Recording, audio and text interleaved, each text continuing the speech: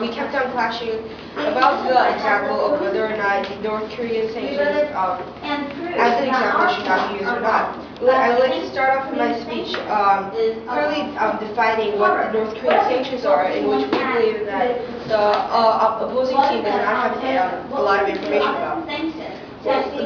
The proposition side has mentioned that there are these sanctions are beneficial because they create less bloodshed and because it stops military action.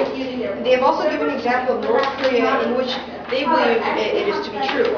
However, we like to state, as the first speaker has already mentioned in a reason, that the people who we are meant to help are actually hurt in the process of creating sanctions. Do you believe that the leaders and the people who are part of this communism would help actually their citizens grow and thrive? This might be only the case in a democratic society. However, we would like to state that North Korea does not care about its citizens, but rather the government driving itself. So we believe that this is not a true example in this way. They have also mentioned that North Korea's sanctions were effective in the past times. We would like to state that North Korea's sanctions have been on for 60 years, and they have not even proved to be at least a benefit to our society. We would like to state that this 60 years is not something like just a mere one year. We believe if we have put sanctions on them for 60 years, there is a certain problem that sanctions are wrong in what they do. Our first speaker, we also have examples of Cuba and a lot of other Middle East countries that have been put on sanctions but have never worked before. They have also rebutted our argument about China helping North Korea in these sanctions. But they have mentioned that China is only a little help and they need full help in order to get out of these sanctions. But we would like to state that China is one of the largest countries in the world, and it can also prove to be a great benefit to North Korea relating to sanctions not working. First of all, in the United Nations, they vetoed most of the sanctions or regulations that North Koreans were put in the international community, and this is how North Korea actually survived in the process. They have also had China give them many resources such as their food, their products that they sell, etc., and also the items for making their military forces. So we believe that they have no idea of how they are using the China example. So we have clearly shown that this is against our argument, in which China actually helps North Korea.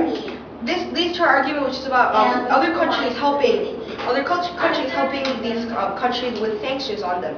We believe that these countries also have allies, and these allies will help them later on with these sanctions because they know they might be in trouble sometime or later on.